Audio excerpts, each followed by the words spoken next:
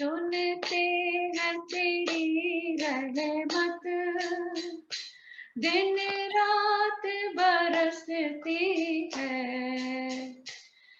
सुनते हैं तेरी रहमत, दिन रात बरसती है। क्षमा तेरे चरणों की, राधे इस जीवन की बस एक तमन्ना है। राधे मन की बस एक तमन्ना है। तू सामने हो मेरे, तू सामने हो मेरे, मेरा दम ही निकल जाए राधे तेरे चरणों के, क्षमा तेरे चरणों के। हरे कृष्णा कृष्णा कृष्णा हरे हरे, हरे राम राम राम हरे हरे। जय जय प्रभुपाद प्रभुपाद प्रभुपाद, जय जय प्रभुपाद। तो आप सबको हमारा प्यारा सा स्वागत है इस भागवत प्रवचन के कार्यक्रम में। आप अपने कीमती समय और अपना संग दे रहे हो, इसके लिए तो हमारा ढेर सारा अभिनंदन भी है। तो आज का कार्यक्रम यहीं से शुरुआत कर लेते हैं। आज का दिन भी बड़ा वैसे वेस्टर्न सोसाइटी के हिसाब से थोड़ा इम्पोर्टेंट है। इस सेंट वैलेंटाइंस डे बोलते हैं, राइट। अभी हमारा वैलेंटाइन एक ही है, हाँ। वो तो इनको तो सिर्फ एक बरस में एक बार आता है, वर्ष में एक बार आता है। हमारा तो हर दिन एक वैलेंटाइन डे होता है। हम भगवान के कृष्णा के, हमारे लिए वैलेंटाइन ही कृष्णा ही है, हाँ। हम उसी से प्यार करते हैं। वो सिर्फ एक दिन बरस में नहीं, हर हर एक दिन करते हैं, उससे प्यार करते हैं। और इसी को ही हम अपना वैलेंटाइन बना के रखें जिंदगी में। ये हमारे लिए सुखदायी होगा, हमारे लिए आनंद पूर्वक भी होगा। So also we would like to welcome some of the first time comers. They are newcomers. They're not new in the movement. वो भगवान कृष्ण को तो भक्त है ही हैं वो तो, लेकिन हमारे पास हमारे साथ पहले हुए जुड़े हुए हैं। तो उसमें मैं देख रहा हूँ एक घनश्याम दास उबरानी करके है। We all give a warm welcome. बड़ा स्वागत है आपको। घनश्याम प्रभु जी कनाडा से कनेक्टेड हैं, कनाडा में रहते हैं। और हमारे मलागा में उनके भाईजिन है वासुदेव उबरानी, वो भी हमारे से आज इस समय जुड़े हुए हैं। और मेरे ख्याल से और भी कोई ऐसे फर्स्ट टाइम कमर्स हैं। So we I don't know, just giving a warm welcome to all of you. जो भी पहली बार आया हुआ, अगर चैट में लिख दे हुए कि दिस माय फर्स्ट टाइम, तो जानकारी होगी। और आप अपना टेलीफोन नंबर भी दे देवें इस चैट ग्रुप में, ताकि हम कनेक्ट कर देंगे आपको ग्रुप में। इस समय इस हिसाब से आपको मैसेजेस भी मिलते रहेंगे हमारे, जो भी हम मैसेज भेजते हैं, जो प्रोग्राम्स के मैसेज होंगे। तो प्लीज़ जो भी फर्स्ट टाइम आए हुए हैं, तो चैट ग्रुप में अपना नाम और टेलीफोन नंबर लिख दीजिए, ताकि we can add you in the group. जो है, जो पुराने तो अच्छे ही हैं, हमारे पास ग्रुप में है, कनेक्टेड है, एंड इट इज़ वंडरफुल। तो एनीवे, सो आप अगले हफ्ते, जो हमने पिछले हफ्ते में जो बात की थी, जो बताया गया था, वो आप उसमें आपको यादगाश है कुछ? What was the topic that we are speaking on? कौन सा श्लोक था? कोई बता सकता है? कोई ऐसा, किस मामले में हमने अपने ये चर्चा की थी? Any hint? कर्माणि एव अधिकारस्ते। हाँ भैया, कर्मण्य एव अधिकारस्ते, राइट। कर्मण्य एव अधिकारस्ते, ये तो श्लोक ऐसा है कि हर किसी के जबान पे होता है इंडिया में। तो हर जो भी भक्त है, ऐसा जानकारी उसके पास होती है इस श्लोक की, कर्मण्य एव अधिकारस्ते। तो मैं आपको वो श्लोक शेयर करता हूँ, वहीं से हम शुरू करते हैं। तो आपने ये देखा था, ये श्लोक है, एक सेकेंड।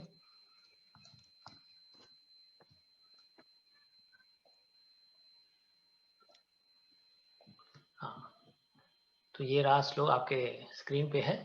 कर्मणि एव अधिकारस्ते मा फलेषु कदाचन माँ कर्म फल हेतु भूर माते संगोस्त्व कर्मणि। कर्म करना है लेकिन आपको उसके फल का अधिकार कोई नहीं है, कोई अधिकार आपके पास नहीं है। न आप इस कर्म जो करते हो उसका कारण मत समझिए और ना करने की आसक्ति पे ना रखिए। अभी ये ऐसे पढ़ने में जाए तो आसान लग रहा है, लेकिन करने में आसान है। अगर आपका कोई बोले कि आप काम करो लेकिन फल पर आपको हक नहीं है, कोई अधिकार नहीं है, तो आप बोले मैं काम ही क्यों करूं? नहीं, लेकिन बोलते हैं यहाँ पे काम भी करना है। आप काम से इनकार नहीं कर सकते हो, क्योंकि ये जो काम है वो हमारा पिछले जो प्रतिक्रिया है ना, प्रीवियस रिएक्शंस जो हम पहले कर्म कर चुके हैं, उसके रिएक्शन से हम उसके प्रतिक्रियाएं की वजह से हम आज काम कर रहे हैं। जो आज का काम होता है ना, वो दो बातों पर आधार करता है। कौन सी बातें होती हैं? एक तो पिछले प्रतिक्रियाएं यानी reactions of our past karmas, और हमारी डिजायर्स, उसके वजह से आज हम जो कर रहे हैं वो कर रहे हैं। तो इसे अभी पीछे नहीं हट सकते हैं, क्योंकि आपने ये तो निश्चित कर ही लिया था, आपने कार्य ऐसा कर ही लिया था, तो निश्चित कर ही लिया था कि आपको ये काम करना है। तो अभी आप कैसे इनकार कर सकते हो? अभी फल आते हैं उस काम में से, कोई भी काम करेंगे तो फल तो जरूर आएंगे। अभी फल का अधिकार अगर रखते हैं तो फिर एक प्रतिक्रिया पैदा करते हैं, उसका उत्पन्न हो जाता है एक प्रतिक्रिया, एक रिएक्शन और भी प्रोड्यूस हो जाती है, फिर आपको जन्म लेना होगा, फिर उस प्रतिक्रिया के वजह से आपको कर्म करने पड़ेंगे। तो अभी पिछले जो हमने कर्म किए थे जिसके वजह से आज हम कर्म कर रहे हैं, तो वो कर्म किए थे क्योंकि उसके पहले और दूसरे कर्म किए थे। ऐसे पीछे आप चलते जाओगे तो आपको पता चलेगा कि जो कर्ता है ना, जो कर्ता द फाइनल डूअर, जो पूर्ण कर्ता जिसको बोलते हैं, वो कौन है? वो साक्षात भगवान है। सर्व कारण करणम ईश्वर परम कृष्ण सच्चिद आनंद विग्रह अनादिर आदि गोविंद सर्व कारण करणम, बोलता है सब कारणों का कारण मैं हूं। तो कहने का मतलब क्या हुआ? आज का जो भी हम कर्म कर रहे हैं उसका अंतिम कर्ता जो है, अंतिम जो कारण है, वो श्री भगवान ही है। तो इसका मतलब क्या हुआ? जो फल जो इस कर्म के वजह से आ ही रहा है हमें, तो वो फल हमको भगवान को अर्पित करना है, क्योंकि कारण तो वही है ना। तो वही हमारा मालिक है, वही तो उसी को हमको ही अर्पित करना होगा। अगर हम वो फल को अपने पास रखते हैं, अपने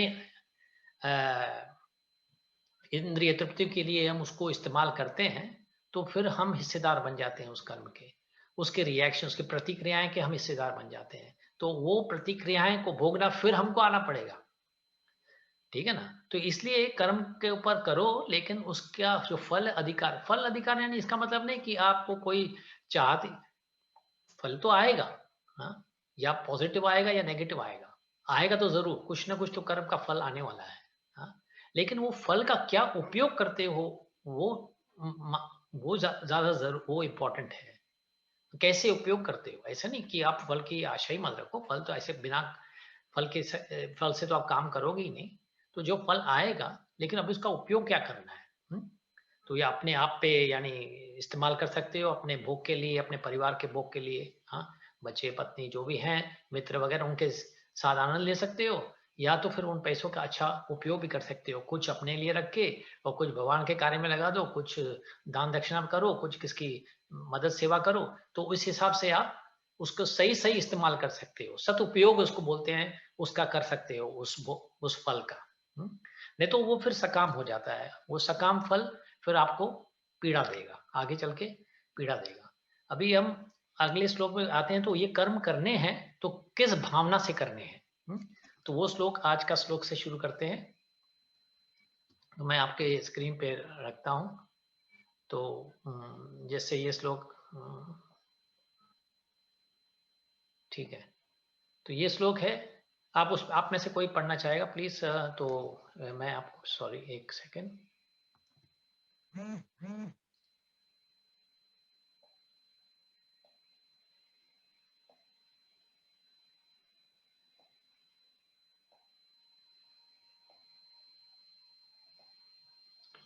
ठीक है।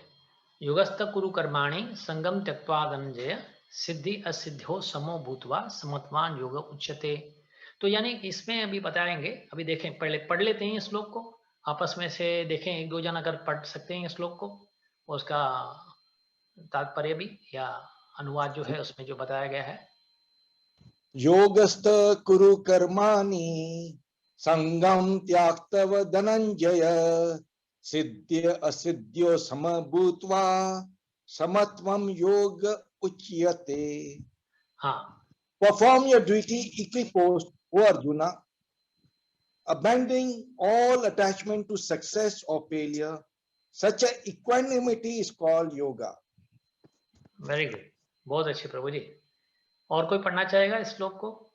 हाँ, मैं पढ़ता हूँ। हाँ, पढ़िए प्रभु जी। योगस्थः कुरु कर्माणि संगः त्यक्त्वा धनंजय सिद्धि यसी सिद्धो समो भूत्वा समत्व योग उच्यते। हे अर्जुन, जय तथा पराजय की समस्त आसक्ति त्याग कर समभाव से अपना कर्म करो, ऐसी समता योग कहलाती है। वेरी गुड, बहुत अच्छे राजू प्रभु जी। आपस में से और कोई? ठीक है। Shall I read, Prabhuji? If nobody Yeah, else sure. will- Please, please. Thank you. Yogastha kuru karmani sangam tyaktva dhananjaya siddhya siddhyo samabhutva samatvam yoga uchyate. Translation. Perform your duty equipoised, O Arjuna, abandoning all attachment to success or failure. Such equanimity is called yoga. Hare Krishna. Hare Krishna Prabhu ji, माता जी, thank you very much, it was wonderful. तो ठीक है, तो फिर अभी इसके पर चर्चा करते हैं, आगे और भी श्लोक आएंगे, फिर पढ़वाएंगे, सब आप सब हिस्सा ले सकते हैं पढ़ने में, बहुत अच्छा है ये। तो अभी ये भगवान क्या कहते हैं इस श्लोक में, बोलते हैं परफॉर्म योर एक्विपॉइज्ड ड्यूटी, एक्विपॉइज्ड, हाँ, कि यानी एक मात्र यानी आप में उसमें उसको कि अथवा पराजय तो देखो, कोई भी कार्य करोगे उसमें जय या विजय तो होगी, जय होगी या पराजय होगी, या तो नुकसान होगा या फायदा आना है। तो समस्त तो इसमें से कोई आसक्ति नहीं रखनी है, क्योंकि मुझे विजयता ही चाहिए। मैं पराजय तो देखो किसको पसंद नहीं है, कोई चाहता है कि वो पराजित हो, कोई नहीं चाहता वो पराजित हो, हाँ, सब चाहते हैं कि विजयी तो हो। तो उसमें फिर आसक्ति नहीं होनी चाहिए, जय होने में यानी नफा आने में उसमें आसक्ति किसी प्रकार की नहीं होनी चाहिए। उसको छोड़ के संभाव तर्क से संभावना होनी चाहिए, ऐसा होने चाहिए कि हम कुछ इसमें हमें प्रभावित न हो। तो उस रूप से, संभाव रूप से हमें ये कार्य करना है। तो ऐसी समता को तो इस योग कहलाती है। ये समता जो हम रखते हैं ना, इसको बोलते हैं योग।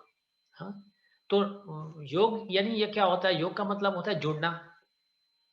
तो जुड़ेंगे कैसे, जब भी हमें मन में अशांति होगी तो जुड़ेंगे कैसे भगवान से?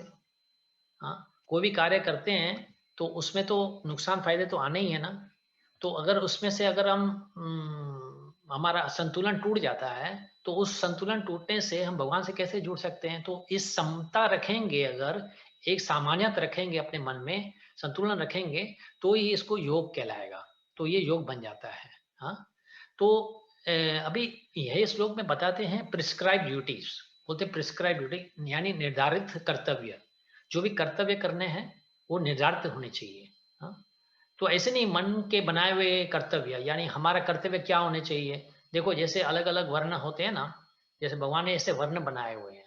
जैसे कई बार हमने बताया हुआ है कि हमारा कोई ऐसे समझो पहले पहले होते हैं, या ब्राह्मण होते हैं, क्षत्रिय होते हैं, या वैश्य होते हैं, या शूद्र होते हैं। ये 4 वर्ण होते हैं। और आश्रम भी होते हैं, या ब्रह्मचारी होता है, या गृहस्थ होता है, या वानप्रस्थ होता है, या संन्यास होता है।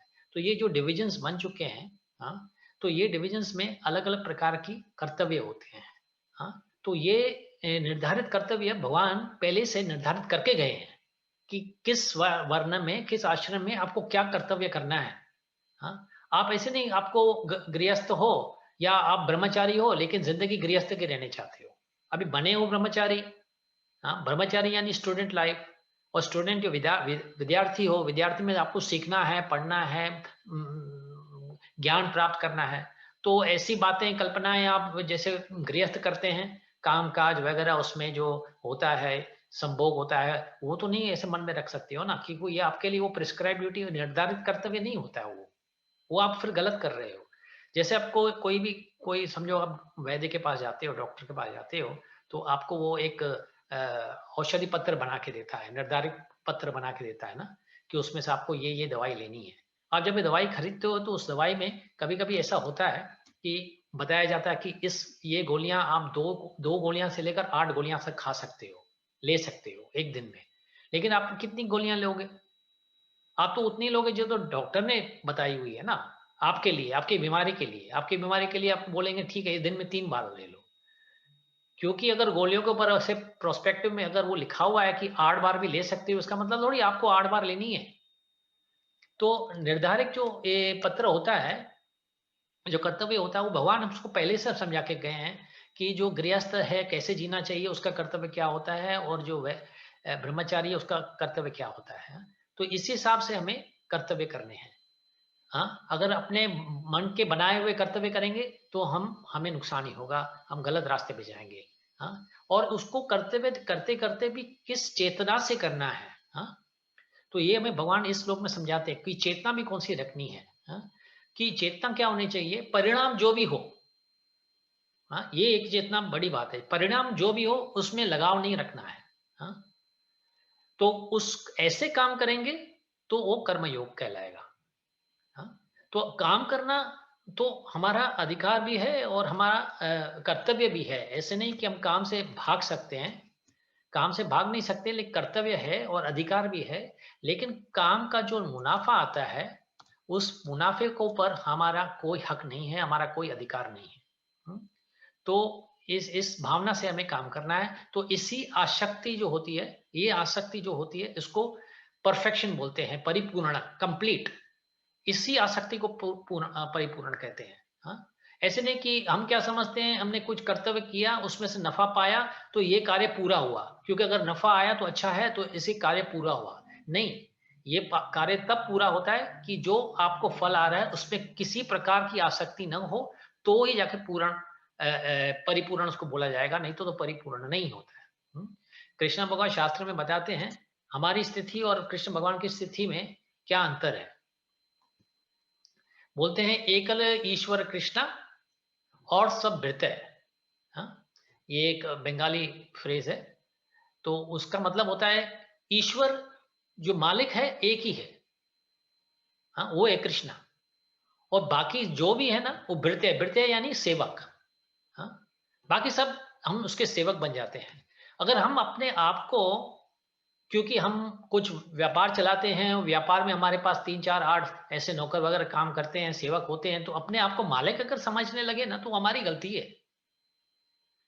हकीकत में हम दास हैं, और हमारे पास और कोई अनेक दास भी सेवा कर रहे हैं हमारी। लेकिन हम दोनों दास मिलके जो हमारी सेवा कर रहे हैं, और हम दोनों दास मिलके परम पिता, हम ईश्वर की सेवा कर रहे हैं। ऐसी भावना रखेंगे तो वो सही भावना होगी। हाँ, समझते हो ना। तो आपको मालिक होने का कोई यानी कभी अवसर ही नहीं है ही नहीं, बात ही नहीं है कि हम मालिक होए। हम हमेशा सेवक रहेंगे। तो या सेवक के सेवक रहेंगे, या ऐसे बोलते दास, दासनुदास, या दासनुदासनुदास। हम सब जो कार्य में लगे हुए हैं ना, सब सेवा के कार्य में लगे हुए हैं भगवान की। हम कभी भी ऐसे मन में न लाए कि हम मालिक हैं, ये घर हमारा है, इसके डॉक्यूमेंट्स हमारे पेपर में हमारे नाम लिखा हुआ है, इसके वजह से हम इसके मालिक हो जाते हैं। हम मालिक कभी नहीं होते। हाँ? अगर मालिक होते तो फिर हमारे मरने के बाद ही हमारे साथ क्यों नहीं चलता, हमारा छुटकारा हमारा साथ क्यों छोड़ देता है। हम किसी के मालिक नहीं है। तो एकल ईश्वर कृष्णा और सब वृथ है। हाँ, ईश्वर एक ही होता है। जैसे हमारे कोई शरीर के अलग अलग भाग हैं, जैसे समझ लो हमारा हाथ है, पैर है, सर है। वो भाग क्या करते हैं, उस शरीर की सब मिलके एक शरीर की सेवा करते हैं। हाँ, एक शरीर की सेवा करते हैं, तो जाके शरीर तंदुरुस्त और चुस्त रहता है और आनंद लेता है। अगर हर भाग अगर ऐसे सोच ले, अगर हमारा हिस्सा जो है शरीर का ऐसा समझ ले कि मैं भी मालिक हूं, मेरी सेवा की जाए, मैं शरीर की सेवा क्यों करूं, तो कोई किसी की सेवा नहीं करेगा। अगर भोजन अगर हमारे पेट के अंदर नहीं जाता, हाँ, मुख के द्वारा अगर पेट में नहीं पहुंचता, तो अगर पेट को अगर ये भोग नहीं मिलता, ये भोजन नहीं आता, तो पूरे शरीर में ताकत कैसी आती। हाँ, तो इसी प्रकार से हर हिस्से को, हर भाग जो है उसको अपना अपना कार्य करना है, सेवा के भावना से। हाँ, ये नहीं कि मैं मालिक हूँ, मालिक कोई नहीं, मालिक एक भगवान ही है। हाँ, तो इस बात को ध्यान रख के हमें ये काम करना है, और इसी हिसाब से वो कृष्ण अर्जुन को समझाते हैं कि तुम्हें तो सिर्फ हमारे निर्देशों का पालन करना है, बस बाकी सब भूल जाओ। जो मैं निर्देश दे रहा हूं उसका पालन करो, तो ये इसमें आपकी सफलता है। हाँ, तो इसी इसमें सफलता रहेगी, और कोई भी असफलता अगर आई भी जाएगी तो उसमें वो प्रभावित नहीं होगी, वो संतुलन रहेंगे, क्योंकि हमारा है ही नहीं ना। अब कभी किसी कंपनी में जो काम करते हैं कर्मचारी, कोई कंपनी को नुकसान हो भी जाता है, किस वर्ष में कभी नुकसान हो भी जाता है, तो उसको थोड़ी कोई चिंता है, वो तो कंपनी वाले का नुकसान है। हाँ, जो मालिक है उसका नुकसान होता है, जो काम करते हैं कर्मचारी उनका थोड़ी नुकसान है, उनको तो अपनी तनख्वाह मिलती रहती है ना। तो इसी हिसाब से अगर हम ऐसी भावना से करते हैं कि हमारा है ही नहीं, हम मालिक है ही नहीं, तो इसलिए इस श्लोक में भगवान अच्छी तरह से समझाते हैं कि ये अपनी भावना रखोगे कि मैं मालिक नहीं हूं, तो इसको इसी योग को सिद्ध योग कहते हैं। ऐसे संतुलन भावना को, इस संभावना को, इस संभाव जो है, समभाव जो है, इसको सिद्ध योग बोलते हैं। हाँ, नहीं तो फिर हमारा मन हमेशा अलग अलग जगहों पे भागते रहेगा, और कभी हमें आनंद खुशियां नहीं मिलेगी। तो आगे का श्लोक जो है वो क्या समझाता है, ये श्लोक भी बड़ा अच्छा श्लोक है, ये भी मैं आपके स्क्रीन के सामने रखता हूँ, आप देख लो। थोड़ा एटलीस्ट एक बार उसको दोहरा पढ़ लेते हैं उसको। हाँ, तो पहले जिन्होंने नहीं पढ़ा उसमें से अगर आप पढ़ सकते हैं कोई, तो अच्छा होगा। सो हर कोई हिस्सा ले मेहरबानी करके, उसमें क्या है कि आपको फायदा होगा इसमें श्लोक पढ़ने में। संस्कृत के श्लोक हैं, भगवान के वचन हैं, भगवान के वचन दोहराने में मन को आनंद आता है, मन आत्मा को तृप्ति मिलती है। तो आप में से कौन पढ़ना चाहेगा? Prabhu, can I try? या प्लीज। द्युरेण हि अवरं कर्म बुद्धि योगा धनंजय बुद्धौ शरणम् अन्विच्छ कृपानाः फल हेतवा. O Dhananjaya, keep all abominable activities far distant by devotional service, and in that consciousness surrender unto the Lord. Those who want to enjoy the fruits of their work are misers. Very good माता जी, thank you very much. Please और एक कोई? Okay, Hari बोल। हरे कृष्णा। दुरे नाही आवरम कर्म बुद्धि योग धनंजय बुद्धौ शरणम अन्विच्छ कृपाना फल हेतवा. Translation: O Dhananjaya, keep abominable activities far distant by devotional service, and that consciousness surrender unto the Lord. Those who want to enjoy the fruits of the work are misers. बहुत अच्छी, very nice Prabhu ji, thank you very much. और आपस में से कोई? प्रभु, हमें एक विनती है, बोलिए ना।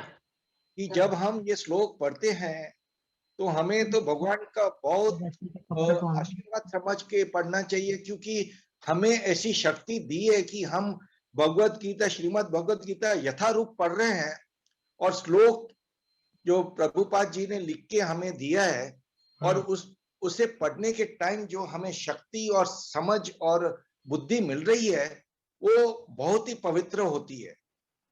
Very good, thank you Prabhu ji, nice nice commentary, अच्छी टिप्पणी दी हुई है। तो आप देखें रमेश प्रभु, रमेश पंजाबी जी, आप तो अगली बात बहुत अच्छे, पिछली बार बहुत अच्छी तरह से पढ़े थे, आज भी पढ़ लो। पढ़ लेते। हाँ। श्री कृष्ण। दुर्ना है अवराम कर्मा बुद्धि योगदा धनंजया बुद्धि शरणम अन्विचा कर्पन पाला हेतवा. Translation: O Dhananjaya, keep all abominable activities far distant by devotional service, and in that consciousness surrender unto the Lord. Those who want to enjoy the fruits of their work are misers. Hare Krishna. Hare Krishna Prabhu ji, very good, thank you very much.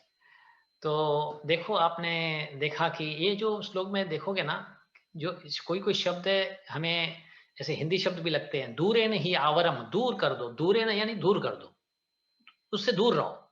हाँ, कौन से कर्मों से दूर रहो? आवरम कर्म, अबॉर्मिनेबल activities. अबॉर्मिनेबल activity यानी ऐसे कार्य जो आपको नुकसान पहुंचावे। हाँ, कौन ऐसा करना चाहता है ऐसे कार्य जिसपे आपसे नुकसान हो? क्यों करेंगे हम अगर नुकसान होगा तो? हाँ, तो बुद्धि का अगर इस्तेमाल करते हैं तो वो कार्य करो, तो ऐसे करो जो आपको लाभ देवे। और वो कौन से कार्य होते हैं? भक्ति के, बुद्धि योगा, बुद्धि योगा वाले कार्य होते हैं, काम लाभ देते हैं। और जो आवरम कर्म होते हैं जो आपको नुकसान पहुंचाते हैं, तो उससे हमें दूर रहना है। हाँ, तो ऐसे अगर हम कार्य करते हैं भगवान की शरणागति में होके, तो हमें लाभ होगा। और जो अगर बुरे काम करते हैं जिससे हमें नुकसान हो जाता है, तो वो उसको बाइजर उसको बोला जाता है, या कृपना, कृपना कंजूस। हाँ, अभी कंजूस यानी वो कंजूस नहीं जो पैसे नहीं खर्चा करता। हाँ, वो कंजूस नहीं, ये भक्ति के मामले में जो उसको कंजूस बोला जाता है, जो भक्ति के मामले में है वो कंजूस, उसको कृपना बोलते हैं। अच्छा, तो अभी अभी देखते हैं अभी भगवान इसमें क्या समझाते हैं हमें। प्रभुपाद बताते हैं कि जो ये जो बताए थे, जो कार्य बताए थे, यानी जो बुरे होते हैं, यानी अबॉर्मिनेबल एक्टिविटी, या हिंदी में गृहित बोलते हैं, उससे हमें दूर रहना है, क्योंकि ये काम हमें नुकसान पहुंचाने वाले हैं। हाँ, क्योंकि ये क्या नुकसान कैसे पहुंचाते हैं कि आपको बंधन में फंसा देते हैं। हाँ, क्योंकि आप बंधन में फंसोगे, जैसे अगर ऐसे सकाम कम करते हो, आप बंधन में फंसते हो, तो बार बार आपको जीवन लेना पड़ता है, बार बार आना पड़ता है, उसका फल भोगना पड़ता है, फिर जीवन लो, फिर जीवन लो। अरे कब तक? अभी ऐसे लाखों करोड़ जीवन तो हम जी चुके हैं ऑलरेडी। हाँ, हो चुके हैं, बाकी और क्या, और 2 लाखों करोड़ और भी जीवन जीना है क्या? तो ये हमें आवरण कर्म जो है, जो ऐसे गर्हित काम है, ऐसे प्रक्रियाएं हैं, ये हमें फंसाती हैं। हाँ, तो ऐसे प्रक्रियाओं से हमें दूर रहना है। तो भगवान यही बोलते हैं कि वो इसको फिर तो कृपणा बोला जाता है। हाँ, तो कृष्णा भावना मृत के अलावा जो भी अतिरिक्त जो भी जितने कार्य होते हैं ना, हाँ, तो वो ऐसे ही होते हैं, हमें फंसाते हैं। खाली एक ही कार्य ऐसा होता है जो कृष्ण भावना मृत वाला जो कार्य होता है, वो हमें बचा के रखता है। तो अभी आप हमें ही सोचना है अभी क्या करना है। देखो, फंसाने वाले काम में जाएं कि मुक्त होने वाले काम में जाएं। तो जो फंसाते हैं, तो उससे हमें दूर रहना चाहिए। हाँ, क्योंकि देखो अभी एक जैसे एक कथा है जिसमें नारद मुनि की कथा है। तो एक बार नारद मुनि गए नारायण से पूछे कि आपका सच्चे अच्छे में अच्छा भक्त कौन है? तो बोला एक भक्त है, किसान है, जाके वो मेरा अच्छा भक्त है।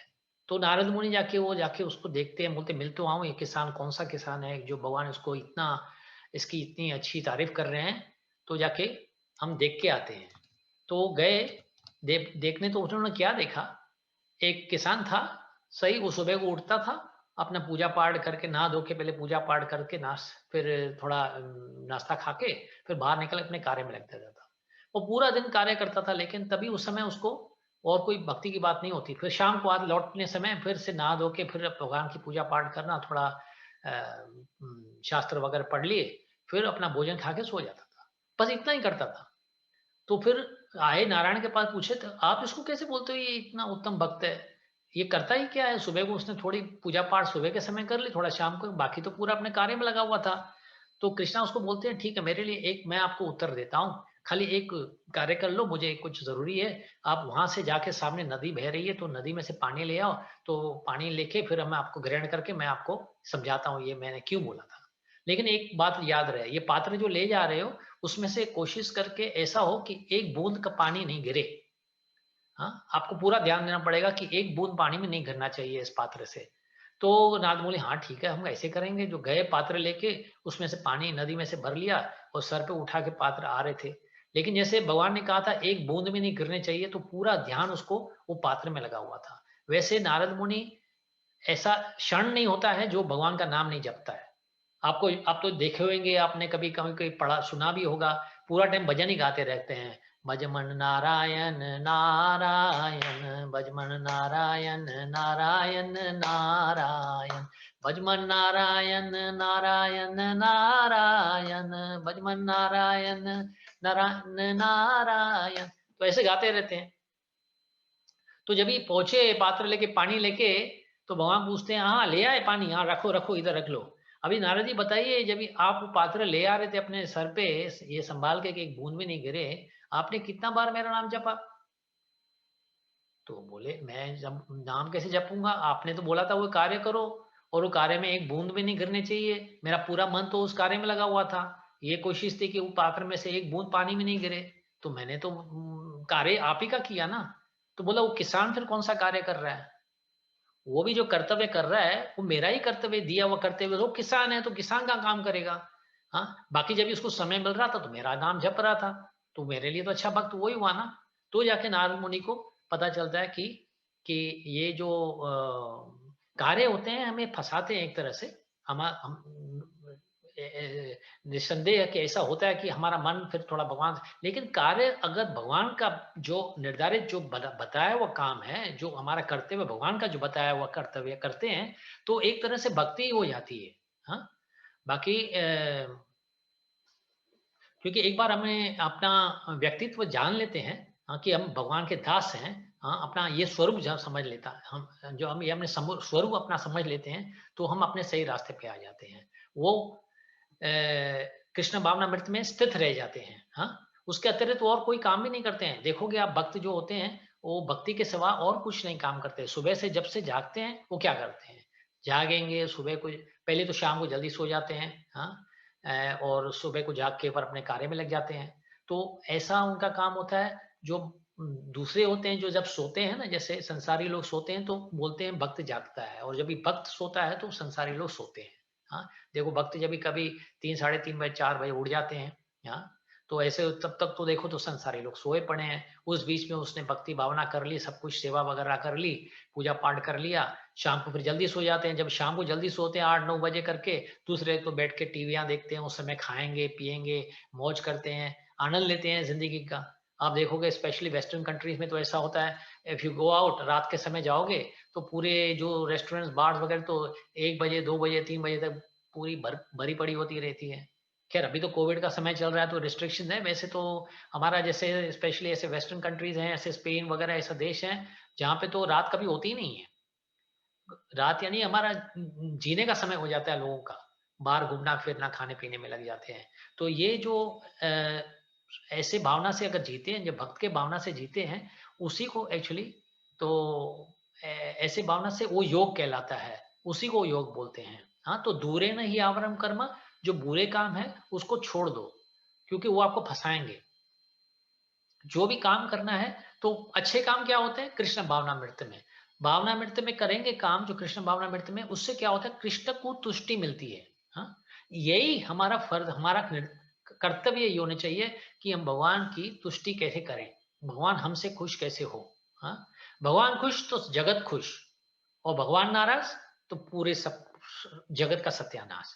तो उससे अच्छा तो भगवान को खुश करना है, इसी कोई भी कार्य में है तो हमें ऐसे लगना है कि जाके, जो कि कृपण होते हैं, हाँ, तो उसको ये ज्ञात नहीं होता है कि उन्होंने जो कठोर श्रम करके जो पैसे या जो हासिल किए हुए संपत्ति जो उसने हासिल की है, कि उसको सदुपयोग कैसे किए करें, इसलिए वो कृपण है।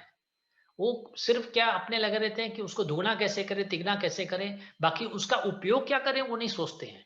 हाँ, इसका कोई अच्छे कार्य में, इसलिए वो कृपणा होते हैं। हाँ, तो यो फिर कर्तव्य जो कर रहे हैं वो कर्तव्य नहीं हो रहा है, वो सकाम हो रहा है। वो कर्तव्य तब होता कि भगवान की तुष्टि के लिए उसका फल जो है, उसका जो उसने हासिल किया हुआ है वो फल भगवान की सेवा में लगाते, भगवान की तुष्टि में उसके खुशी में लगाते, तो वो जाके उसको सदुपयोग बोलते हैं, उसको पूरा अच्छा उपयोग हो जाता है उस फल का। अगर जो कृपणा होते हैं वो जानते ही नहीं है क्या करना है, इतने श्रम भी करते हैं लेकिन उसको इतनी ज्ञान नहीं है। हाँ, अपने वैसे अपने काम काज करने में तो माहिर है, पैसे कमा लेते हैं, लेकिन उस पैसों का क्या उपयोग करना है वो नहीं जानते। हम्म? तो मनुष्य को अपनी सारी शक्ति है ना कृष्ण भावनामृत में लगानी चाहिए, अर्जित करने में उसको लगानी चाहिए, उसको उसी में करने से उसको फायदा होता है, उसमें उसका जीवन सफल हो जाता है। हाँ, तो ये श्लोक का ये तात्पर्य यही था। हाँ, कि कृपणों की भांति अभागे व्यक्ति जो होते हैं अपनी मानवीय शक्ति जो पूरी शक्ति भगवान में नहीं लगाते हैं। हाँ, ऐसे नहीं लगाने के कारण उनको बाद में दुख देखना पड़ता है, फिर जीवन लेना पड़ता है, फिर इस जन्म मृत्यु के संसार में फंसे रहते हैं। तो इससे हमें दूर रहना है। तो अभी जो श्लोक है वो आज के जो मेन श्लोक है, आपका जो ये सीक्रेट है, जो आपके सामने रहस्य है, जो आपके सामने भगवान खोलने वाले हैं। ये पूरा जो अभी जब तक आप तक जो भगवान बता रहे थे, पहले पहले तो ज्ञान दिया कि हम शरीर नहीं हैं, हम आत्मा है। फिर उन्होंने फिर बताया कि कर्म करने से फल आते हैं। तो फिर बाद में बुद्धि योग के बारे में बताया कि हम ये सोच के कि हम शरीर नहीं हैं, हम आत्मा है, इस हिसाब से हम काम करते हैं, तो उसको बुद्धि योग बोला जाता है। अभी ये आ रहे हैं सीधा भक्ति योग पे। ये श्लोक जो पूरा जहाँ पे भक्ति का जो मेन बेस है वो ये श्लोक है। तो ये मेहरबानी करके आप सब पढ़ने की कोशिश करें, और इसको अगर स्मरण कर सकते हो, याद कर सकते हो अपने जिंदगी में, आपके बहुत काम आएगा। एक सेकंड। ओके, तो ये पहले तो मैं ही पढ़ लेता हूँ, क्योंकि सब लाभ ले सकते हैं इसका। हाँ, बुद्धि युक्तो नो जहाति उभे सुकृत दुष्कृते तस्माद् योगाय युजस्व योग कर्मसु कौशलम। A man engaged in devotional service rids himself of both good and bad reaction even in this life. Therefore strive for yoga, which is the art of all work. अभी आप में से कोई पढ़ना चाहेगा, मेहरबानी करके पढ़िए प्लीज। बुद्धि युक्तो जहातिहा उभे सुकृता दुष्करते तस्मद् योग्य युजस्व योग कर्मासु कौशलम। A man engaged in devotional service rids himself of both good and bad actions even in this life. Therefore strive for yoga, which is the art of all work. Very good Prabhu ji, thank you very much. मैं पढ़ता हूँ उसको। हाँ पढ़िए प्रभु जी। हाँ, बुद्धि युक्तो जहाति उभे सकृत दुष्कृते तस्मा योगाय युजस्व योगः कर्मसु कौशलम। भक्ति में संलग्न मनुष्य इस जीवन में ही अच्छे तथा बुरे कार्यों से अपने को मुक्त कर लेता है। अतः योग के लिए प्रयत्न करो, क्योंकि सारा कार्य कौशल यही है। Thank you Prabhu ji, very nice. आप हिंदी में बोलता है, बहुत मजा आता है, बहुत खुशी होती है। ऐसा लगता है कि हम जुड़ रहा है, भगवान से जुड़ रहे हैं हम। भगवान ने संस्कृत में बोला हुआ था, आप हिंदी में बोल रहे हो, बहुत अच्छे। और कोई पढ़ना चाहेगा प्लीज? हाँ पढ़िए। बुद्धि युक्तो जहातिया उभे सुकृता दुष्कृते तस्मद् योग्या युजस्वा योग कर्मसु कौशलम। A man engaged in devotional service rids himself of both good and bad reactions, even in this life. Therefore, strive for yoga, which is the art of all work. Hare Krishna. Hare Krishna Prabhu जी, बहुत बहुत धन्यवाद प्रभु जी। और आपस में से कोई पढ़ना चाहेगा? युक्तो जहाहिता उभे सुकृत दुष्कृते तस्मद् योगाय युजस्व योगा कर्मसु कौशलम। A man engaged in devotional service rids himself of both good and bad reactions even in this life. Therefore strive for yoga, which is the art of all work. Hare Krishna. Hare Krishna Prabhu ji, thank you very much. प्रभु जी, घनश्याम प्रभु जी आप पढ़ो, Ghanshyam उबरानी।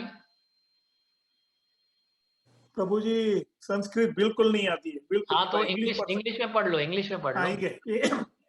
A man engaged in devotional service rid himself of both good and bad reaction, even in this life. Therefore, strive for yoga, which is the art of all the work. Thank you प्रभु जी, wonderful. Okay, so देखो अभी इसमें ध्यान दो, ये words है ना, ये स्पेशली देखो, ये क्या भगवान के एक एक शब्द हैं, ऐसे एक एक भगवान के मुख में से, मुखारबिंद से आए हुए शब्द है। इसमें बहुत महत्वपूर्ण शब्द है। ये बोलते हैं, प्रभुपाद ने ट्रांसलेट किया, इवन इन दिस लाइफ। हाँ, कभी कभी पूछा जाता है, प्रभुपाद से एक बार किसने पूछा था कि मुक्ति हमें कितने जिंदगी में मिल सकती है, भक्ति मार्ग में तो आ गए हैं, लेकिन अभी कितना समय लगेगा हमें कि मुक्ति मिल जाए, हम वैकुंठ चले जाए, भगवान के पास चले जाते हैं। हाँ, तो भगवान क्या जवाब देते हैं पता है ना? और प्रभुपाद क्या बोलते हैं, अरे इसी वक्त इहाई तैव जीत सर्गो, इसी समय। तो यहाँ पे भगवान बोलते हैं, देखो क्या बोलते हैं, इवन इन दिस लाइफ। कि हम ये सोच के अगर बैठते हैं कि हमने न जाने कितने पिछले जन्मों में हमने कितने पाप किए होंगे, न जाने और कितनी जिंदगियां जीनी पड़ेगी, न कितने समय निकालना पड़ेगा, फंसे रहेंगे। तो यहाँ पे नहीं, कृष्ण बोलते हैं आप भक्ति करो तो आपके बुरे और अच्छे कर्म इसी जिंदगी में सब जाके माफ हो सकते हैं। तो आप योगा करने की कोशिश करो, योगा यानी भक्ति योगा करने की कोशिश करो। यही हमारा रहस्य है, यही सब कर्मों का रहस्य जो है वो यही है। तो हमें जो करना है इसी चेतना से करना है, क्योंकि देखो जीवात्मा जो है जो अनादिकाल से अपने अच्छे और तथा बुरे कर्म के करता आ रहा है, तो उसमें से फल तो हो बनते जाते हैं हम हमारे जिंदगी में। तो अभी एक सेकेंड,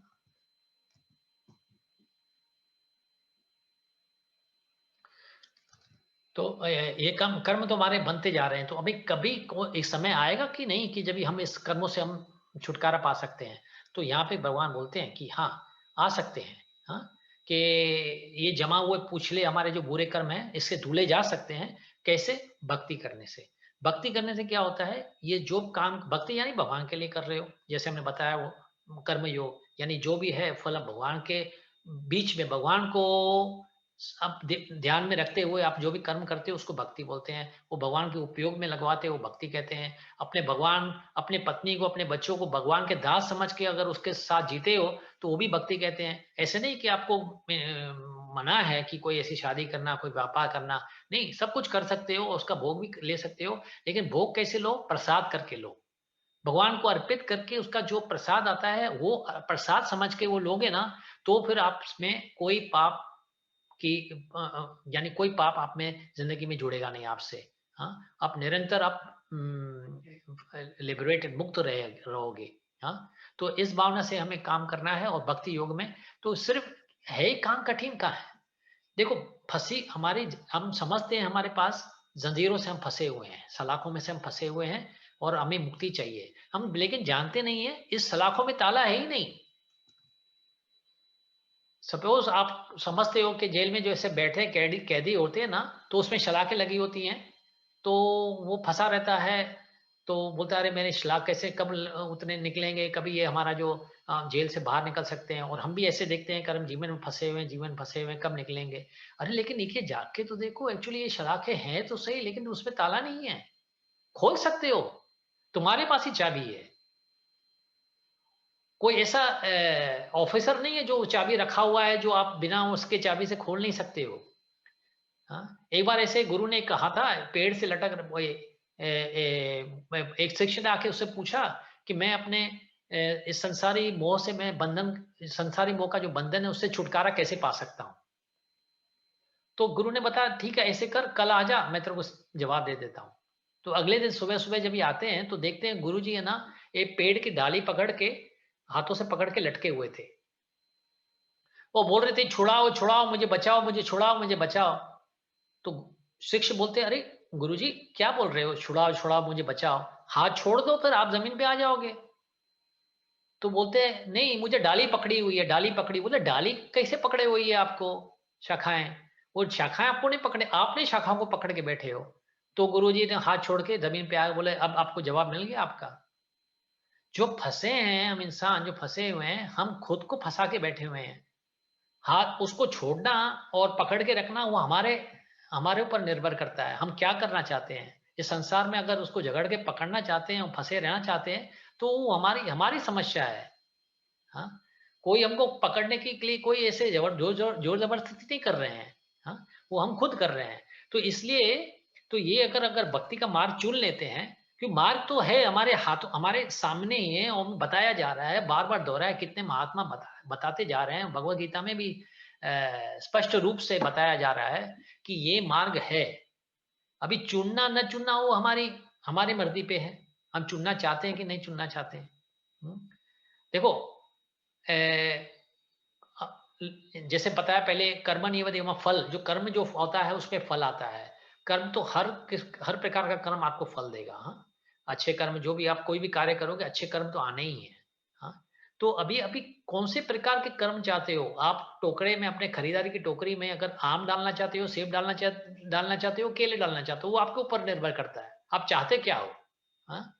तो अगर ऐसे कर्म चाहते हैं जाके जो हमें भगवान के प्रति प्रेम जागृत करे, हमें भगवान के करीब ले जाए, तो फिर ऐसी खरीदारी भी हमारी ऐसी करनी पड़ेगी ना, कार्य भी ऐसा करना पड़ेगा जो हमें हमें जो करीब ले जाए भगवान के करीब ना। बाकी काम करेंगे उल्टे और उसमें से जो लाभ आएगा वो ही आएगा, तो भगवान के करीब कैसे जाएंगे? तो भगवान यहाँ पे बोलते हैं भक्ति जो को जहाती है उभे सुकृते दुष्कृत ततो योगाय योगेश्वर। तो योग ऐसे करो जो आपको भगवान के करीब ले जाए। और आसान है प्रभु जी, इतना मुश्किल नहीं है। जो हम कभी कभी समझते हैं ये कि बोलने वाली बात है, कि बोल बोल में हम लोग ठीक है समझते हैं कि ये आसान है, लेकिन करने में नहीं, उल्टा बोलने में मुश्किल होता है, कभी कभी करने में बहुत आसान होता है। सिर्फ भगवान को ध्यान में ही तो लाना है। भगवान कौन सी आपके पैसे धन के पीछे लगा पड़ा हुआ है? लक्ष्मी सहर्ष सत संभ्रम सेव्य मानम, करोड़े लाखे लक्ष्मी उसकी सेवा कर रही हैं। हम एक ही लक्ष्मी के पीछे लगे हुए हैं, लक्ष्मी मेरे घर में आओ, मेरे घर में आओ। दिवाली होती है तो हर घर घर में ज्योति जल जाती है, अरे लक्ष्मी गुजरेगी, लक्ष्मी हमारे घर में आएगी। सब वही एक लक्ष्मी के पीछे, लक्ष्मी मेरे घर में आओ, मेरे घर में आओ, मेरे घर में आओ। वो नारायण की सेवा करने के लिए तो हजारे करोड़े लक्ष्मी बैठी हुई हैं, तो उसको कौन सी चिंता लगी पड़ी है तुम्हारे धन से? वो तुम्हारे धन का क्या हिस्सा चाहेंगे? वो तो मत आपकी श्रद्धा, तुम्हारी भावना चाहते हैं, वो भावना दो ना। बाकी तो प्रसाद ही प्रसाद है, फिर प्रसाद लेके खाओ उसको। हमारे भक्त जब भी मंदिर में जाते हैं देखते हैं वो प्लेटों में जब भी परोसते हैं ना प्रसाद, ऐसी पूरी थाली भरी रहती है, ऐसे जैसे कि गोवर्धन पहाड़ होता है ना, ऐसे चावल का पहाड़ बना रहता है, ऐसे खाते हैं। हाँ प्रसाद है, खा लो। कौन मना करता है आपको खाने में? आपको धन है उसका उपयोग करो ना, अच्छे उपयोग करो ना, कौन बोलता है मना करता है आपको? धन और प्राप्त करो, कमाओ, लेकिन सद उपयोग में लाओ, उसको अच्छे उपयोग में करो। हाँ, भगवान की सेवा में लगाओ, अरे धन बढ़ते जाएगा। ये एक फॉर्मूला है, जो ये फॉर्मूला कोई समझ नहीं पाता। ओम पूर्ण मदम पूर्ण मिदम पूर्णात् पूर्ण मुदच्यते, कि कृष्णा है ना, ये पूर्ण है, कंप्लीट है, और उस कंप्लीट में से कोई हिस्सा जो बनता है ना, तो भी अपनी पूर्णता नहीं गवाता कृष्णा। हमारे हाथ में अभी आपने कभी सोचा है कि ऐसा हो सकता है कि आपके पास समझो लाख रुपए हैं, उस लाख रुपए में से 10,000 निकाल दिए किसकी मदद करने के लिए, किस प्रकार की सेवा करने के लिए, तो आपके पास कितना रह जाएगा? आप बोलोगे 90,000। भगवान बोलेगा नहीं, आपके पास अभी 1,20,000, 1,10,000 हो गया। अरे ऐसे कैसे? मैंने लाख में से 10 निकाले तो 1,90 होने चाहिए ना। नहीं, वो मैथमेटिक्स, वो गिनती जो है ना, वो आपके मटेरियल भौतिक गिनती है आपकी। जो आध्यात्मिक गिनती होती है ना, आपने 1,00,000 में से 10 निकाले तो आपके 2 लाख बन गए, 3 लाख बन गए, 4 लाख। उसको क्या है देने में, उनको क्या है फर्क पड़ता है? वो तो देंगे, आपने जितनी अच्छी भावना से दोगे उतना गुना आपको ज्यादा मिलेगा। लेकिन वो भी लालच नहीं रखनी चाहिए। लालच ये रखनी चाहिए भगवान कि जब मेरा अंतिम समय, मेरा अंत समय आया, जैसे हम अभी भजन गा रहे थे, हेमा गौरी ने गाया, हमारा शरीर छोड़ने के समय आ जाए तो तुम सामने हो मेरे, ये ही मेरी आशा है। बस मैं ये नहीं चाहता हूँ मेरे सामने मेरी धन, मेरे मेरे घर, जो प्रॉपर्टियां वगैरह, वो मेरे सामने आ जाए। वो सामने आ जाएगी तो मैं फंस जाऊंगा। तुम सामने हो मेरे, हाँ, बस मैं यही चाहत रखता हूँ। तो हमें ये चाहत रखने चाहिए कि भगवान का साथ हमारा कभी नहीं छूटे, कैसे न कैसे किस प्रकार से हम भगवान के साथ जुड़े रहें, हमेशा जुड़े रहें। तो ये इसको भक्ति योगा बोलते हैं, और कोई कुछ है ही नहीं। तो थोड़े थोड़े 4-8 नियम का पालन करना पड़ता है, छोटे छोटे नियम है, वो एक आदत होती है। ऐसे नहीं कि वो नियम नहीं पालन किया जा सकता है। भक्त देखते हो तो ऐसे नियम कब से पालन कर रहे हैं, और फिर दूसरे जो संसारी बातें हैं उनको उससे खौफ भी होता है, उसको घृणा भी आती है। जो भक्त होते हैं, जो मांस वगैरह नहीं खाते या नशा नहीं करते हैं, तो फिर एक बार ऐसा समय आ जाता है कि कोई मांस खाता वो देखते भी हैं तो उनको घृणा आती है, बोले क्या बेचारा क्या कर रहा है, अपनी जिंदगी क्यों गंवा रहा है थोड़े ऐसे मांस के टुकड़े के वजह इसके लिए। वैसे देखो ना, खाने के लिए भगवान ने न जाने कितनी चीजें दी हुई है। अभी हाथी है, हाथी कोई ऐसी गलत चीज खाता है क्या? वो वेजिटेरियन फूड ही खाता है, तब भी उससे इतने देखो बलवान कितना है। उसने कभी कौन सा ऐसा जानवर खाया हुआ है जो उससे बल उसको आ रहा है? हाथी को देखो, घोड़े को देखो, गाय को देखो, जो भी बलवान जो जानवर होते हैं, हाँ, तो वो शाकाहारी होते हैं, तो वेजिटेरियन ही होते हैं। हाँ, तो फिर हम क्यों नॉनवेज खा रहे हैं अपने ये सोच के कि हमारे तंदुरुस्ती के लिए अच्छे हैं, हमको जो बताया जा रहा है इसमें से प्रोटीन आएगी, इसमें से आयरन आएगा। अरे तो उनको वो शेर नहीं बोलते हैं, जो हाथी वगैरह, उनको कौन सी जरूरत डॉक्टरों के पास जाने की जरूरत पड़ती है? हाँ, तो भक्ति करना थोड़े नियम पालन करना है, भगवान का नाम जपना है, और क्या।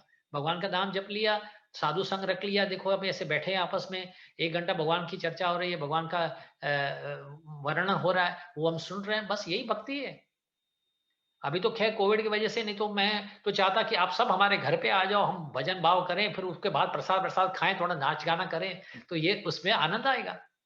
ऐसे करना चाहिए। भगवान ने आपको अगर बड़े घर दिए हुए हैं, ऐसा सुविधाएं दी हुई हैं, तो घर का अच्छा उपयोग करो, भक्तों को बुलाओ, थोड़ा सत्संग करवाओ, थोड़े पाठ करवाओ, हाँ, दूसरों का भला करवाओ, तो ये यानी जैसे होगा कि भक्ति का मार्ग हो जाता है। इसी से हम बोल सकते हैं कि हम उसका सदुपयोग कर रहे हैं, जो अपने भगवान ने हमें जो दिया हुआ है। हाँ, तो बाकी के अभी 2-3 वर्सेस हैं, हम उसको भी समाप्त, तो ये सेक्शन हमारा ये समाप्त हो जाएगा।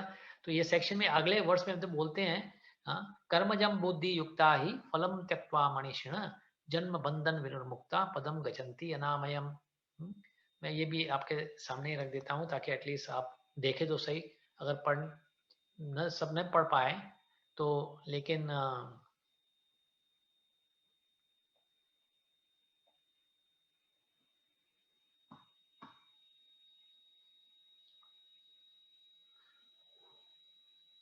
कर्मजम बुद्धि युक्ता ही फलम त्यक्त्वा मनीषिण, हाँ,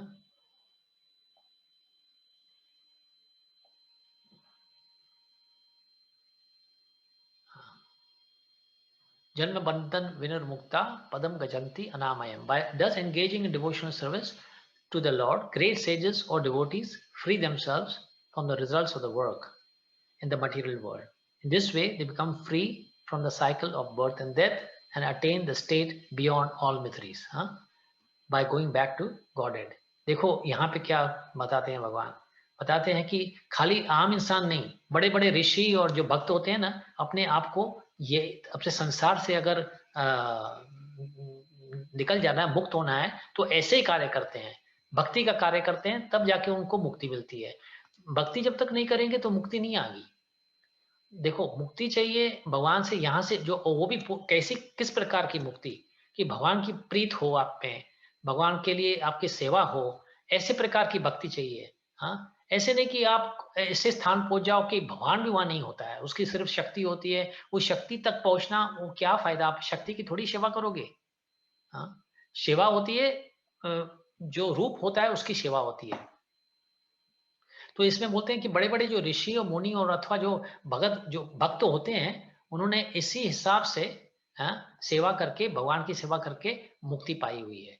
क्योंकि अब ये जो संसार है ना, ये एक आपको बता दें, जो जानते नहीं हो ना, तो आप जान लेवे, और जानने के बाद आप क्या करना चाहते हो, आप फैसला लो उसके बाद। भागवतम में 10वें स्कंद में बताते हैं, बोलते हैं कि ये संसार है ना, पदम पदम यद विपदम न तेषाम। पदम पदम तो समझ सकते हो, हर कदम पे विपदाएं, संकट आते रहते हैं। हाँ, आप एक संकट से निकलते हो, दूसरा संकट आपके सामने ही खड़ा हुआ है। हाँ, तो क्या इस रहना चाहते हो क्या ऐसे लोक में, जहां पे पदम पदम पे आपको विपदा आ रही है, संकट। देखो अभी हम लोग क्या कर रहे हैं, खाली कोशिश कर रहे हैं, तो ठीक है, मैं इसको ये करने से, ऐसा कार्य करने से मैं इससे समझौता कर लूंगा। कभी कभी जैसे छोटा मोटा दर्द होता है ना, तो अभी जैसे कोविड का समय चल रहा है, आप सबको पता है कोविड में क्या हो रहा है। कोविड में लोग तो ऐसे छोटी छोटी दूसरे दुख आ रहे हैं ना शरीर में, ऐसे वैसे बीमारी छोटी मोटी आती थी, हम डॉक्टर के पास चले जाते थे, भागते भागते, भाई डॉक्टर ये हुआ, ये दर्द हो रहा है, वो हो रहा है।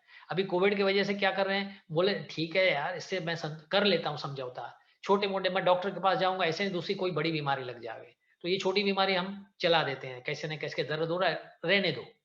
तो ये डर की वजह से हम डॉक्टर के पास भी नहीं जा रहे हैं ना, क्योंकि हम समझौता करने चाहते हैं। तो यही ऐसे कर रहे हैं, छोटे छोटे ऐसे संकट इतने आ रहे हैं हमारे जिंदगी में, लेकिन हम उससे समझौता कर रहे हैं कि ठीक है, चलो चलो इसको निकालते जाओ, कुछ नहीं हुआ, क्या होगा, क्या फर्क पड़ेगा, थोड़ा दर्द हो रहा है ना, लेकिन धन तो आ रहा है ना, मजे तो आ रहे हैं ना, मैं खा पी तो रहा हूँ ना, अपने संसारी अपने परिवार के साथ बैठे तो हूँ ना, मैं मौज तो ले रहा हूँ ना। बाकी ऐसे छोटे संकट आए तो क्या फर्क पड़ता है, लेकिन ऐसे नहीं है। आप देखो, हथौड़ा होता है ना, आप हथौड़े से धीरे धीरे धीरे धीरे वो दीवार पे मारते जाइए, भले धीरे से ही मारते जाओ, एक न एक दिन वो दीवार टूटेगी। भले आप उसमें जोर नहीं लगा रहे हो, लेकिन ये संकट भी ऐसे होते हैं, छोटे छोटे छोटे छोटे संकट, कभी बड़े कभी छोटे, कभी संकट आते रहते हैं, पदम पदम पदम, एक हर कदम पे हमारे पास ये संकट आ रहे हैं और हम उसको सहते जा रहे हैं, सहते जा रहे हैं, एक दिन टूट जाएंगे। तो अगर ये संकटों से दूर जाना है कि नहीं जाना है, हाँ, कि यहीं पर हम समझौता करनी है, यहीं पर ठीक है, चलो हम जी रहे हैं। एक अच्छी कथा है, एक महाराज ने बताई हुई थी कि हरिनाम करने के बाद जैसे रास्तों पे जाते हैं ना गाने के लिए, हरिनाम कर रहे थे, तो समर का टाइम था, गर्मियों का समय था, तो शाम के समय आके फिर एक दरिया किनारे बैठ गए, ठंडी हवा आ रही थी, तो कुछ कुछ भक्त बोले चलो दरिया में थोड़ा नहा के आते हैं। तो कुछ भक्त पानी में डुबकी मार ली और नहाने लगे। तो कुछ समय के बाद तो वो कुछ ऐसे चिल्लाने लगे, आहा आहा आहा। तो अभी दूसरे भक्त बोले अरे ये तो आनंद ले रहे हैं बहुत, वो आहा कर रहे हैं, आहा कर रहे हैं, चलो हम भी चलते हैं। तो वो जो अंदर पानी में थे ना, तो आहा करके फिर ऐसे कर रहे थे कि मत आओ मत आओ, अंदर मत आओ। तो दूसरे जो बाहर थे ना, वो सोच रहे थे अरे ये खुद आनंद लेने चाहते हैं, हमको ये आनंद नहीं देना चाहते हैं। हाँ? ये चाहते हैं कि हम इधर ही बैठे रहें और खुद आनंद लेवे। नहीं नहीं, हम जाएंगे हम जाएंगे। तो उन्होंने भी डुबकी मारी। अरे डुबकी मारने के बाद उसको पता चला वो आहा आहा क्यों कर रहे थे। वो एक मछली होती है, उसको जेली फिश बोलते हैं, हमें पता नहीं हिंदी में क्या बोलते हैं उसको, एक जेली फिश होती है। वो बाइट करती है, वो काटती है, बहुत बुरे तरह से काटती है और आपके ऊपर निशाने और छापे छोड़ के जाती है। तो वो वहां पे जेली फिश थी, वहां पे काट रही थी वो भक्तों को, तो वो आहा आहा कर रहे थे और बोल रहे थे मत आओ मत आओ। लेकिन दूसरे बोलते थे नहीं हम जाएंगे, हम भी आनंद लेंगे। तो हमारे संसार ही ऐसा है, दूसरों को देख रहे हैं, कितने नशा करने के बाद हॉस्पिटलों में जाना पड़ता है, दुख दुख कितनी तकलीफ होती है, कभी कौन सी बीमारियां आ जाती है, फिर बोले नहीं मैं भी करूंगा, मैं तो नहीं नहीं मैं सोच समझ के पीऊंगा, मैं सोच समझ के ये करूंगा, मुझसे नहीं होने वाला। उसने तो हद कर दी थी, उसने ज्यादा ही कुछ कर लिया था। अभी नहीं, मैं तो आराम से करूंगा, मुझसे कुछ नहीं होगा। तो ये करते करते हम भी फंसते जा रहे हैं। हाँ? तो हाँ, तो ये बता रहे थे पदम पदम यद विपदम तेषाम। तो ये संसार है ना, हर कदम पे हमारे पास ऐसे संकट आते हैं। तो इसका क्या चारा क्या है, कुछ ऐसा समाधान है ना समाधान। क्या बोलते हैं, भगवान के चरण कमल रूपी नाव का ग्रहण करो। एक भगवान का जो चरण रूपी एक नाव है, एक ऐसी नाव है, उसमें बैठ जाओ। हाँ, जो वो जगत के जो आश्रय देने वाले हैं, जो उसको मुकुंद बोलते हैं, वहां उसके मुकुंद के पास वो जो मुकुंद यानी क्या होता है, जो सबको मुक्ति देता है। हाँ, जो सबको मुक्ति देने वाला, उसकी नाव में तुम ग्रहण करके बैठ जाओ। हाँ, तो उस भव सागर को आप लंघन कर सकोगे। क्योंकि ये भव सागर इतना बड़ा है, जैसे कि सागर, जैसे हम जब बोलते हैं सागर, तो सागर यानी समझ सकते हो ना उसकी साइज क्या होती है। तो ये भव सागर है। हाँ, भव से भरा हुआ, आपको भय देता है, आपको संकट देता है। इस सागर से अगर आपको लांघना है, आपसे उसको पार करना है, तो आपको इस नाव में, भगवान की नाव में बैठना होगा। हाँ, तो फिर उसका जो लक्ष्य होता है ना, ऐसे भक्तों का जो परम पदम होता है, वो परम पदम क्या होता है, वो वैकुंठ होता है। वैकुंठ यानी क्या, कुंठ यानी संकटे, वाय यानी बिना संकटे। तो ऐसे लोग जाएं जो वैकुंठ लोक है, जहाँ पे नारायण वास करते हैं, उसको बोलते हैं वैकुंठ। तो ऐसे अगर लोक में चले जाएंगे तो हमारे संकट, हर प्रकार के संकट से छुटकारा पा लेंगे। हाँ, वैसे अगर फंसे रहना चाहते हैं तो फंस के रह सकते हैं, जहाँ पे हर कदम पे संकट ही संकट होते हैं। हाँ, तो तो ये दुखालयम अशाश्वतम वाला ये हमारा संसार है, जहाँ पे पदम पदम पे ऐसे दुख आते रहते हैं। तो इसलिए हमें इससे भागना है। इसको कैसे कर सकते हैं कि बुद्धि के द्वारा हम जैसे इन्होंने बताया कि ऋषि मुनि भी थे जो भक्त हैं। हाँ, लेकिन जो अज्ञानी होते हैं, जो अल्प ज्ञानी होते हैं, जो उसकी बुद्धि कम होती है, तो ये सोचकर समझते हैं कि हम इसमें से कोई ना कोई इसका कोई सोल्यूशन ढूंढ लेंगे, उसमें से समाधान ढूंढ लेंगे और हम यहीं पे अपना समय निकालेंगे, क्योंकि आनंद भी है, या बहुत आनंद आ रहा है। हाँ, तो यह तो देखा ही जा रहा है कि ऐसे जीवन में ऐसे बहुत लोग हैं, आप बात करोगे कोई भक्ति की बात, उसके चर्चा करते भी हो, तो उनमें उनको कोई इंटरेस्ट नहीं होती है। बोलते हम आनंद ले रहे हैं, तुम भक्त तो क्या करते हो, तो खाली खाते हो सो जाते हो, हम तो देखो देखो पैसे भी हैं तो उसका उपयोग भी कर रहे हैं, उसका आनंद भी ले रहे हैं। हाँ, तो ये वर्ष ये है। बाकी अगला वर्ष बोलता है यदा ते मोह कलिलम बुद्धि व्यति तरिष्यति तदा गंताशी निर्वेदम श्रोतस्य सुतस्य च। मैं ये भी आपके सामने रख देता हूँ, एटलीस्ट पढ़ तो सकते हो जैसे। एक second.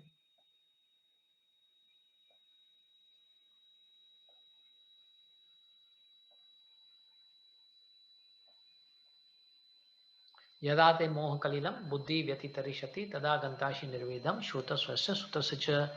When your intelligence has passed out of the dense forest of delusion, you shall become indifferent to all that has been heard and all that is to be heard. मोह से निकलो। ये जंगल जैसा मोह है। जंगल जितना भयानक होता है ना, जितना घनिष्ठ होता है, जैसा उतना ही मोह भी ऐसा ही होता है। उस मोह से दूर हटना मुश्किल है, लेकिन असंभव नहीं है। मुश्किल और असंभव में यही फर्क है कि आप हासिल कर सकते हो, अगर चाहते हो तो आप हासिल कर सकते हो। ये हमारे हाथ में है कि हम क्या करना चाहते हैं। तो ये घनिष्ठ वन है, उसको पार करना है। तो जो भी आज तक आपने जो सुना है ना, और जो सुनने के लायक हो, जो सुनने वाले हो, उससे आप अलग हो जाओगे। आपको फिर उसकी चिंता नहीं होगी। कभी कभी होता है, बोलते नहीं, देखो संसारी लोग क्या बोलता है, जीना है तो जीना, जीवन पाया है तो जीना तो है ना। तो ऐसा नहीं है। ऐसा जीना भी कौन सा जीना जो संकट से भरा हुआ हो, तकलीफों से भरा हुआ हो, भगवान का प्रेम ना हो और हमारा उदार ही ना हो। हम जानते नहीं हम कहाँ कौन से रास्ते जा रहे हैं, कहाँ हमारा अंत क्या है, हमारी गति क्या है, जानते नहीं। ये भी कौन सा जीना हुआ। तो जैसे ऐसे वक्त हमारे बताते हैं, हमें बताते हैं कि हमें क्या करनी चाहिए ऐसे समयों में। अगर ऐसे घनिष्ठ वन से अगर निकलना है तो हमें क्या करनी चाहिए ना। तो क्या है, बस भगवान का शरण ले लो, आप भगवान ही आपको रास्ता दिखाएंगे। कि क्योंकि हमारे लिए अच्छा क्या है, बुरा क्या हम नहीं जानते हैं, वो भगवान ही हमें रास्ता दिखा सकते हैं। तो इसी प्रकार से अभी आखिरी का जो वर्ड्स है 53, श्रुति विप्रति पन्नाते यदा स्थास्यसि निश्चल समाधौ अचल बुद्धि तदा योगम अवाप्यसि। तो ये भी मैं आपको सामने रख देता हूँ।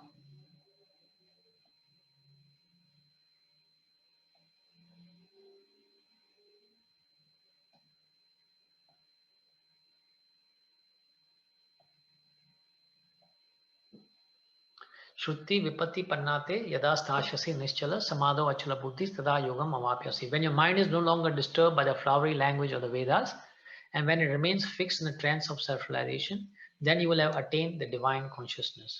देखो अभी ये जो है ना, शास्त्र में जो वेद हैं, वेद में हर प्रकार का ज्ञान है। हर प्रकार का ज्ञान यानी जो आप चाहते हो ना, वो आपको मिल सकता है वो वेदों में से। तो आप खाली चाहत क्या रखते हो, बस वो आपके ऊपर निर्भर करता है कि आप चाहते क्या हो उसमें से। तो ऐसे चाहने तो चाहो तो आप भगवान या इंद्रलोक में अगर प्रवेश करना चाहते हो तो इंद्रलोक में भी आपको कैसे प्रवेश करना है। और यहाँ तो छोड़ो, इंद्र भगवान भी बनना चाहते हो तो वो भी आपको वेद बताते हैं कि आपको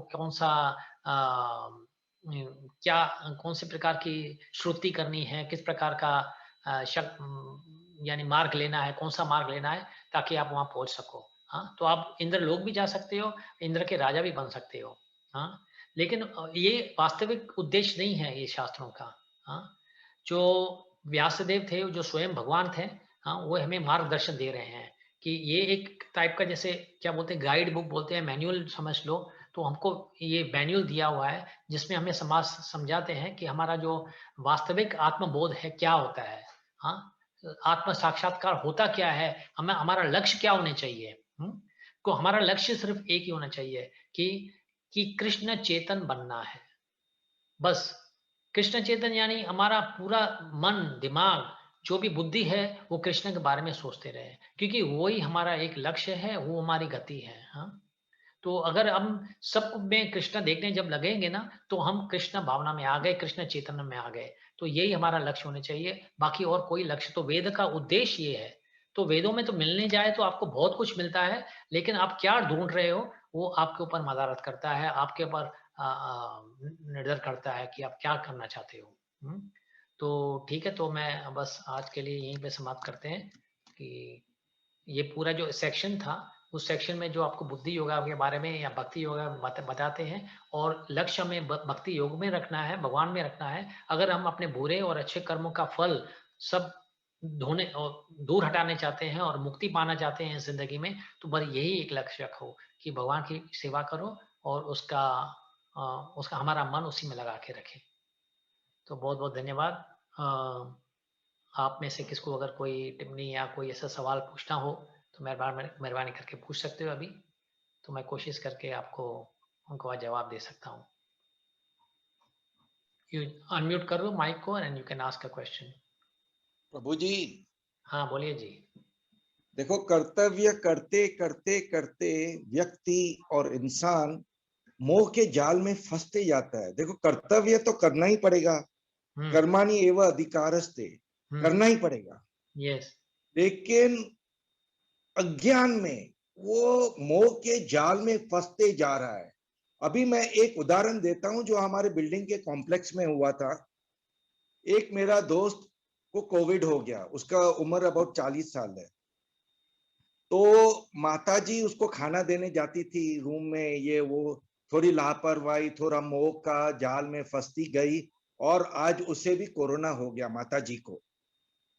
तो बुद्धि थोड़ा भ्रष्ट हो जाती है और कहाँ कर्तव्य है, कहाँ बुद्धि, आहिस्ते आहिस्ते थोड़ा मोह के वजह से थोड़ा लापरवाही आ जाती है।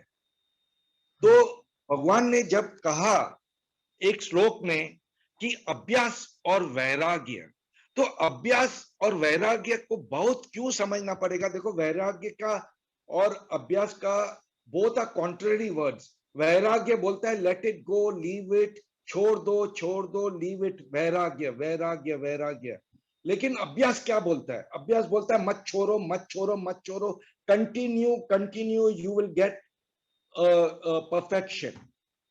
तो इंसान, हर व्यक्ति को मन को संभालने के टाइम ये सोचना चाहिए कि कभी हमें वैराग करना चाहिए और कभी अभ्यास करना चाहिए। हमारा आध्यात्मिक जीवन में जो चीज प्रतिकूल है, जो अनुकूल नहीं है, उसे हमें वैराग करना ही पड़ेगा। भले हो अपने बच्चे से वैराग करे, अपने पैसों से वैराग करे, या अपने दोस्तों से। एक ये भी संबंध होता है दोस्तों के साथ, बहुत टाइम अच्छा पास करके आया, अगर वो दोस्त नहीं होते थे तो मेरी जिंदगी अंधकार हो जाती थी। ऐसे भी लोग हैं, ऐसे नहीं है। लेकिन फिर एक वैराग का भावना आना ही पड़ेगा कहाँ ना कहाँ। और अभ्यास किसको करना चाहिए? अभ्यास करना चाहिए जो चीज हमारे आध्यात्मिक जीवन में अनुकूल है। अगर सहमत है तो भले आप भक्त जन को और समझा सकते हो। नहीं, आपकी सही बात है, राइट। कृष्णा ने बताई हुई बात, आप तो वही बता रहे हो जो भगवान ने बताया हुआ है कि जब भी वो कृष्ण अर्जुन पूछते हैं कि मैं मन को अपने वश में कैसे लाऊं, मन तो बड़ा चंचल है, बड़ा बलवान है। तो भगवान बोलते हैं अभ्यास करो, वैराग्य करो, आपका मन वश में आ जाएगा।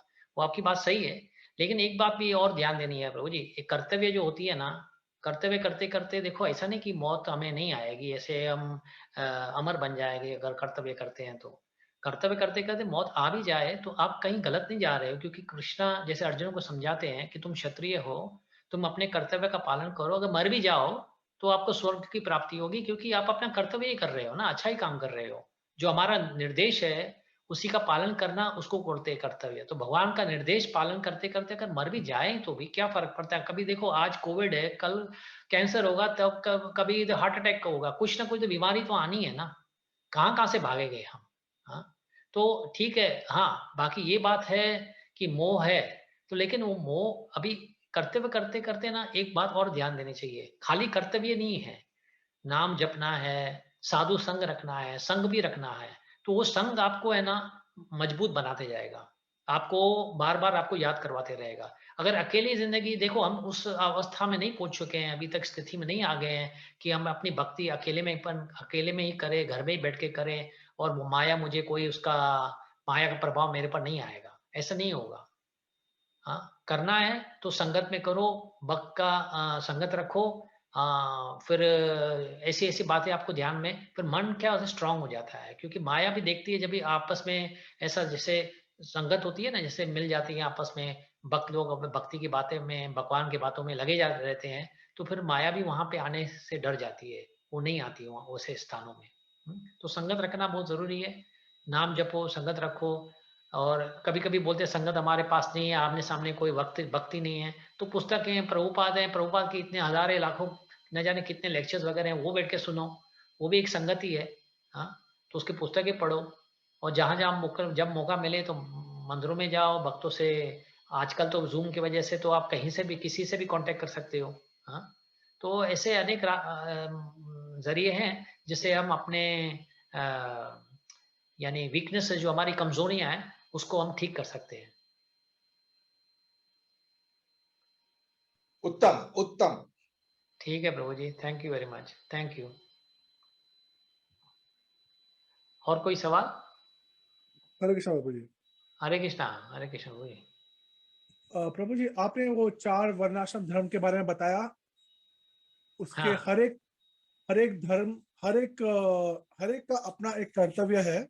या उस कर्तव्य के बारे में कहाँ कहाँ कहाँ पढ़ने को मिलेगा, और अगर वो कर्तव्य हमने नहीं किया तो हाँ, वर्स टू वर्स क्या हो सकता है? या ठीक है। पहली बात तो कर्तव्य जो है, संकेत में यानी समरी वाइज में आप 18th चैप्टर पढ़ोगे, मैं आपको वर्सेस भेज दूंगा मांगता है तो 18 चैप्टर में इसके वर्सेस आते, वर्णन होता है कि हर एक आश्रम का कौन सा कर्तव्य होता है। हाँ, तो आपको वो समझाते हैं 18th चैप्टर में। बाकी कर्तव्य न करने का क्या नुकसान हो सकता है, वो तो आप ही देखो ना। अभी समझो लॉ है, आप लॉ तो गवर्नमेंट बनाती है, आप लॉ तोड़ो या न करो, आपके ऊपर रखता है, निर्भर होता है। कभी कभी न करने से आप कभी कभी कुछ नहीं होगा, क्योंकि आपको किसने ध्यान नहीं दिया। हाँ, आपने सब लोग सिग्नल तोड़ दिया या टैक्सेस नहीं भरी या कुछ ऐसे कुछ कार्य कर लेते, नियम तो है गवर्नमेंट के बने हुए, पकड़े जाते हो तो आपको फिर सजा पड़ती है। हाँ, तो इस प्रकार से एक सृष्टि का भी एक नियम है, जैसे हमारे जो सृष्टि ने जिसने रची हुई है, तो एक नियम भी बनाए हुए हैं उसमें। तो वो नियम नहीं पालन करते हैं यहाँ से, अगर लेकिन छुटकारा नहीं पा सकते हैं, यहाँ तो पकड़े ही जाएंगे, जरूर पकड़े जाएंगे। हाँ, तो उसका तो कुछ ना कुछ तो हमें जुर्माना भरना पड़ेगा। हाँ, क्योंकि देखो जुर्माना क्या होता है, हमारी हानि होती है।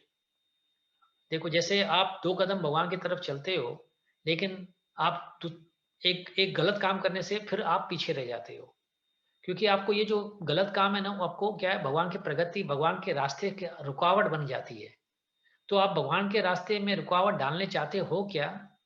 जैसे एक बार एक हमारा भक्त था, तभी संस्था नई नई बनी हुई थी, ISKCON, it was still a new association, new institution.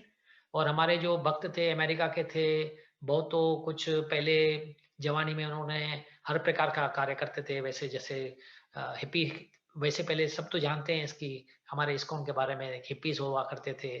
तो लेकिन बड़े अच्छे धीरे धीरे प्रभुपाद के संगत में वो अच्छे भक्त बन रहे थे, यहाँ तक कि कोई कोई तो छोटी उम्र में ही सन्यासी बन गए थे। तो एक भक्त था, वो अच्छा स्कल्प्टर था वो, यानी जो बनाते हैं ना मूर्तियां वगैरह, तो वो मूर्ति बनाने में बड़ा माहिर था। तो वो जगन्नाथ बलदेव सुभद्रा की मूर्तियां बना रहा था। ठीक है, तो कृष्ण अर्जुन प्रभुपाद ने उसको बोला था कि ये मूर्तियां बनाओ, कि हम रथ यात्रा करेंगे ये अमेरिका में, तो ये मूर्तियां बनाना जरूरी है। तो ये लकड़ी की बनाई जाती है मूर्तियां, उसमें अच्छी, तो बड़ा माहिर था वो, अच्छा ही काम कर रहा था। तो इसमें समय जैसा लगता है, तो बीच बीच में प्रभुपाद आया करते थे और देखते थे ये क्या कर रहा है। तो एक दिन आए, तो उस समय भक्त ने को ध्यान नहीं आया कि उसने वो सिगरेट पीता था। तो उस समय वो सिगरेट का पैकेट है ना, वो डेटी के ऊपर, यानी जो बना रहा था जो विग्रह, उसके ऊपर रखा हुआ था। तो उसको पता नहीं था कि प्रभुपाद पीछे से आए हुए हैं। तो प्रभुपाद ने देखा कि एक सिगरेट का पैकेट पड़ा हुआ है वहां।